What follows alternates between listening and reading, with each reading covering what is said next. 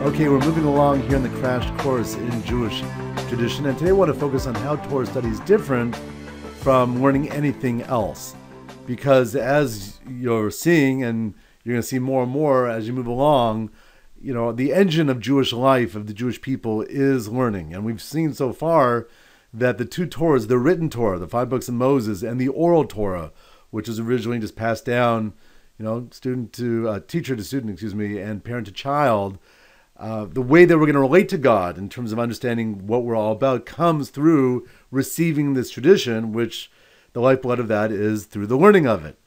But we have to appreciate that what happens to us when we learn the Torah and how we approach the study of the Torah is very different from reading anything else. So I want to go through a number of reasons. There are many reasons. I'm by no means exhausting the list here, but I want you to keep in mind at least 5 things at this point that you should focus on in terms of how Torah study is very, very unique. All right, so the first thing is clearly it's God's wisdom. It's supernal knowledge, which just means it's divine knowledge. So where everything else you learn about life comes from a human source, I don't mean it comes from, our imagination and it's an illusion. What I mean is that what we understand about most of life has come from people looking at the world, discerning what's happening, whether on a scientific level or on an economic level, on a psychological level, all different ways of discerning what makes people tick or the world tick or animals tick or plant, vegetation to the universe look the way it is. That's come through human discernment. And then it gets, taught, which is great. But the Torah is God's wisdom in its purest form. It's God giving us directly a revealed understanding of many, many things.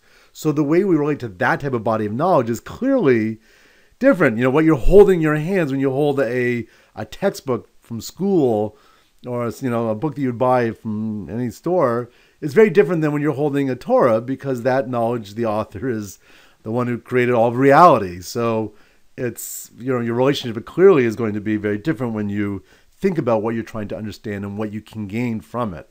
Secondly, Torah study itself is a mitzvah, meaning it's not that you have to learn the Torah to know what to do, but itself, the study, is a mitzvah. Just like observing Shabbat or giving charity, God commands us to study the Torah, and as we'll discuss more, it's the centerpiece of Jewish life. It's understood that it's equal to all the other commandments combined, meaning you got 613 commandments altogether in the Torah, listed in the Torah. The study of the Torah is, in our tradition, understood to be equal to all of them. So you put them on a scale, Torah will outweigh, or equal them all. And that's why it's given such prominence in Jewish life. And strange as that may sound, it's really not, we see that in all systems, our very physical being, the brain is clearly stands apart from everything else because it directs everything. Everything is understood through the brain's processing and direction of what should go on through the entire body. So similarly, the Torah is the brain cell, so to speak, of the Jewish people, and therefore understanding it and being close to it and drawing from it, it's going to affect everything else. So it's another reason why it's so prominent, but it's a mitzvah. So just like when you do a mitzvah, give charity, there's goodness that impacts you through doing the very mitzvah, or the observing the Shabbat, or eating kosher food, or by loving your neighbor as yourself, it impacts you. The mitzvah itself of the studying is impacting you similarly because you're fulfilling the Almighty's will. And of course, you're dealing with the will in its most revealed way in the Torah, as it's expressed in the Torah. Thirdly, your desire to learn and understand is reflective of your desire to know God and to fulfill His will. Meaning, all the mitzvahs, whenever the mitzvah comes up, how you carry out that mitzvah and the amount of energy and understanding you put into each mitzvah is clearly going to be impacting what you gain from doing the mitzvah and how the world is impacted through that mitzvah. So if the Torah is God's revealed understanding, how much you want to understand it and get into every single detail, and that's reflective, it's like a thermometer to how much you want to understand God. If I told you your favorite author, wrote you a letter, because he knows you're a big fan, or you're a great thinker, and would you open up that letter with relish, and try to understand it, or would you put it on the side, just say, well, let me just wait for the next book to come out, or just tell me what to do? You wouldn't do that. You want to understand in its greatest form. So there's something much more compelling in one's relationship to Torah study in terms of identifying how much you really want to understand life itself. Because if life itself is exposed and revealed in the Torah, well, then the more you want to understand it, the more you'll want to learn to get that knowledge. So it very, very much identifies your relationship to the Almighty himself, so to speak. Fourthly, the attainment of the wisdom in the Torah requires a moral character.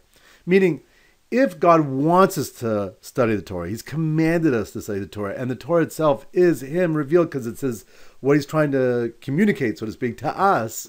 So it's a relationship. So the Almighty only wants to give of himself, so to speak, through the knowledge of the Torah, through the wisdom, to those who are deserving. And therefore, so much of our understanding of Torah study is about being a proper receptacle. It's called a keli, a vessel to contain that knowledge. And, if you have kids who, go to a Jewish school, whenever they get to the Torah reading that talks about the giving of the Torah at Mount Sinai, they often sing the song about Mount Sinai being the humblest of mountains. It's a very nondescript, low, mountain that our tradition says, as the mountains competed of who would be the most fitting for God to reveal his law to. Would it be the tallest? Would it be the most, broadest? What would be the features of that would be appropriate to be the appropriate location that the Torah should be given on? And Mount Sinai is a very nondescript place, so much so that we don't even know where it is now, specifically. And yet the Torah was given there because the Almighty wants to give the Torah to those who are humble and who want to receive it.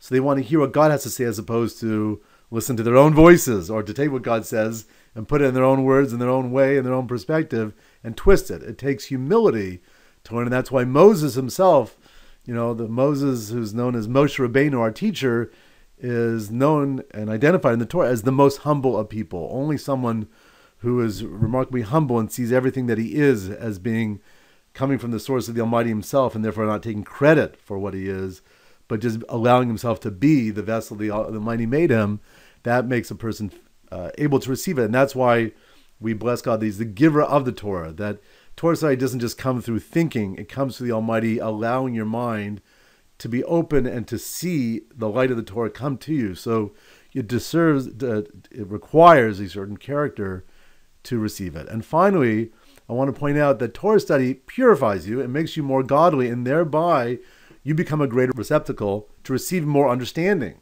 So it's not just you have to be a certain way to get the Torah, but because the knowledge that you're getting from the Torah is of divine source, it impacts and purifies you. So your thoughts become different, and what you can see in front of you becomes more clear, and your ability to absorb more becomes magnified and amplified. And that's why often you'll see that the greatest of scholars were not people that were the greatest geniuses or, just had a good head. It's they had a will to shape themselves, to make themselves completely humble, to receive the wisdom of the Torah. And they put all their energy, and with all that drive and interest and, persistence, the Almighty opened up their mind, and then, they're good to go, so to speak. They just open up the mind, and they're able to achieve way beyond what they thought would ever be possible. And when you meet Torah giants, you marvel, no matter who they are, that a human being can contain such a tremendous amount of wisdom and understanding and breadth and detail, which we'll talk about more. You'll get more of appreciation as we get into all the various details.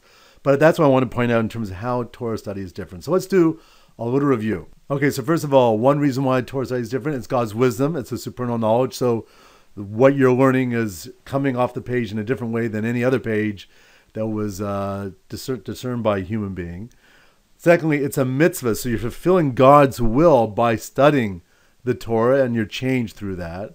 And it's equal to all the other commandments combined, just like the brain really stands opposite all the other limbs, organs of the body.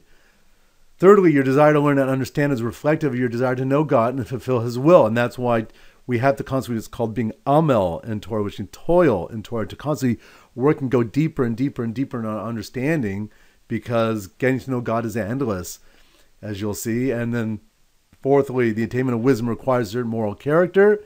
And when you do study it, you have the humility and you receive the Torah, the wisdom itself purifies you and makes you more godly, and therefore you become a greater receptacle to get more understanding. And therefore, hopefully this helps create a greater context of understanding what's happening in the study halls and what has happened throughout all the great yeshivas and study halls throughout Jewish history, why the Jewish people put such an interest and preeminence on Torah study itself.